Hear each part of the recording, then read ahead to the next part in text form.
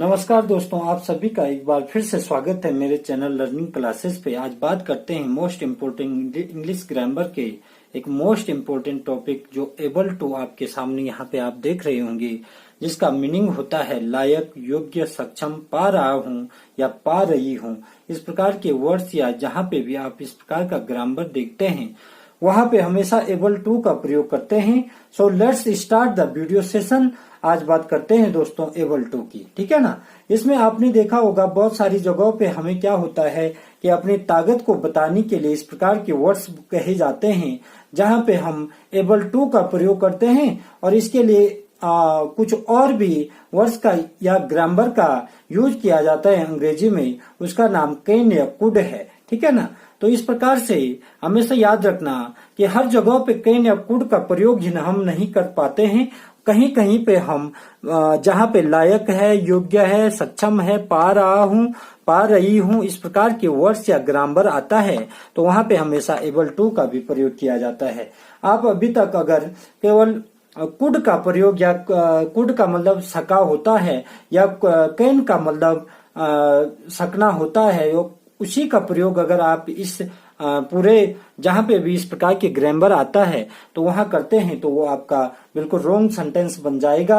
आज बात करते हैं एबल टू की, ठीक है ना। तो चले कुछ एग्जाम्पल से इसको समझते हैं कि कहाँ कहाँ पे इसका यूज किया जाता है।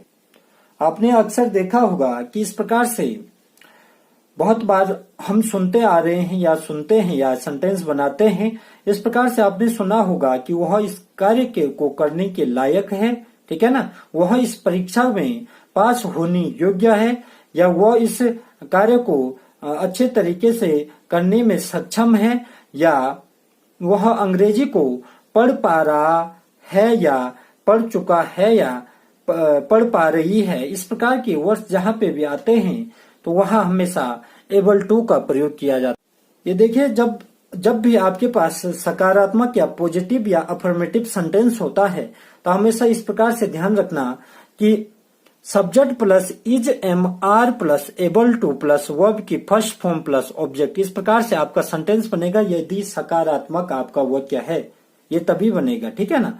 आपको पता है इज कहाँ यूज होता है, जो थर्ड पर्सन हो, ठीक है ना, सिंगुलर हो, हमेशा याद रखना उसमें क्या किया जाता है, इज का प्रयोग किया जाता है और एम का आई के साथ, आर का यू के साथ किया जाता है, ठीक है ना। तो ये हमेशा याद रखना। इस प्रकार से हम इस सेंटेंस को बनाएंगे। हमारे पास एक सेंटेंस है। अब देखिए यहाँ पे हमारे पास सेंटेंस है, वह कार चलाने में सक्षम है। मैंने कहा लायक है, योग्य है, सक्षम है या पा रहा हूँ या पा रही हूँ। इस प्रकार के वर्ड्स आपके सेंटेंस में आते हैं तो हमेशा याद रखना एबल टू का प्रयोग किया जाता है। वह के लिए हमेशा याद रखना ही कहते हैं और ही एक थर्ड पर्सन है तो इसके साथ इज का प्रयोग किया जाएगा, सिंगुलर है, ठीक है ना। और आगे आपको पता है कि जब इज का प्रयोग कर दिया है तो उसके बाद एबल टू का प्रयोग होगा, ठीक है ना, एबल टू हो जाएगा। उसके बाद वर्ब की फर्स्ट फॉर्म आ जाएगी। चलाने के लिए आप हमेशा याद रखना क्या कहते हैं, चलाने के लिए ड्राइव कहते हैं, ठीक है ना।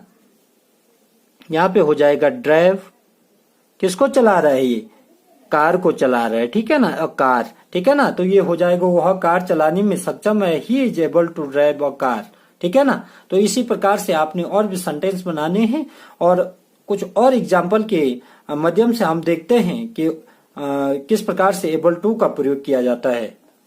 सेंटेंस है दोस्तों, देखिए, मैं अंग्रेजी बोल सका, ठीक है ना। आपको पता है सका के लिए वैसे कुड का प्रयोग किया जाता है, लेकिन बहुत सारी जगहों पे एबल टू का भी प्रयोग किया जाता है सका के लिए, ठीक है ना। जहां पे भी इस प्रकार के वर्ड्स आते हैं या इस प्रकार का सेंटेंस में कोई शब्द आता है तो वहां पे हम सका के लिए एबल टू का ही प्रयोग करेंगे, ठीक है ना।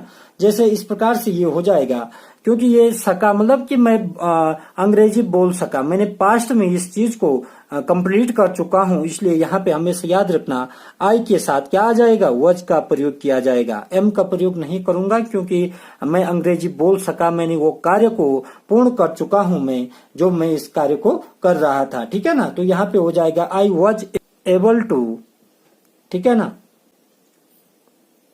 स्पीक इंग्लिश, ठीक है ना। इस प्रकार से ये सेंटेंस पूरा हो जाएगा। सेंटेंस इस प्रकार से भी हो सकता है कि मैं अंग्रेजी बोल पा रहा हूं। मैंने कहा पा रहा हूं, पा रही हूं, ये भी अगर कहीं पे आपको दिखते हैं तो ये सेंटेंस में इस प्रकार से होगा। आपको पता है आई होता है मैं, और यहाँ पे आई के साथ हमेशा हेल्पिंग वर्ब का प्रयोग किया जाता है, एम का, ठीक है ना। इसके बाद यहाँ पे हो जाएगा एबल टू, एबल टू के बाद आ जाएगा स्पीक, ठीक है ना,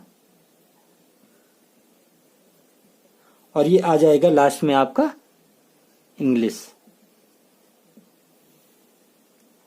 तो इस प्रकार से आपको ये चीजें आपको सभी समझ में आ चुकी होंगी कि कहाँ पे एबल टू का प्रयोग किया जाता है। कैन और कुड का ही प्रयोग नहीं किया जाता है।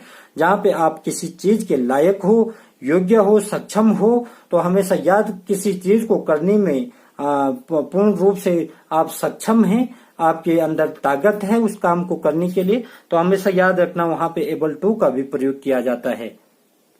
अगला सेंटेंस है, यहाँ पे आप देख रहे होंगे कि वह सुबह जल्दी उठने में सक्षम है, ठीक है ना। तो वह के लिए होता है ही, यदि वो क्या है, मेल है, ही के साथ इज हेल्पिंग वर्ब लगती है। अब हो जाएगा यहाँ पे able to get up early in the morning, वह सुबह जल्दी उठने में सक्षम है, he is able to get up early in the morning. इस प्रकार से आपने देखा होगा कि एबल टू का प्रयोग कहाँ कहाँ पे और कब किया जाता है। मैंने कहा सक्षम, योग्य, लायक, पा रहा हूँ, पा रही हूँ, इस प्रकार के जहाँ पे भी आपके शब्द बनते हैं इंग्लिश में या हिंदी में, जहाँ पे भी इस प्रकार से वर्ड्स आते हैं तो हमेशा याद रखना कैन और कुड का प्रयोग ही नहीं होता है, एबल टू का भी प्रयोग हम वहाँ करते हैं। एक और सेंटेंस है दोस्तों जो पास्ट से है, पास्ट टेंस से है। आपको पता होगा अभी मैंने टेंस का वीडियो नहीं बनाया है, उसके लिए आपको जल्द ही वीडियो बना दूंगा, उसको आप अच्छी तरीके से वहां से आप टेंस को भी सीख पाएंगे। उससे पहले ये बहुत जो छोटे छोटे टॉपिक होते हैं अंग्रेजी में, उसको लेके मैं आपके सामने आ रहा हूँ लगातार। तो आपको वीडियो स्किप नहीं करनी होती है, आप लगातार इस वीडियो को देखते रहें और जरूर आपकी समझ में एक बार जरूर ये सब टॉपिक आने वाले हैं। यहाँ पे लिखा है कि आप बच्चे को पढ़ा पाते थे, ठीक है ना।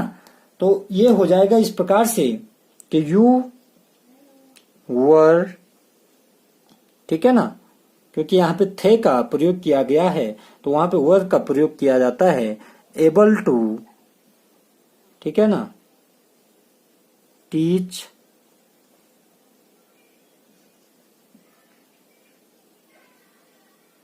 चिल्ड्रन, ठीक है ना, बच्चों के लिए चिल्ड्रन कहा जाता है, ठीक है ना।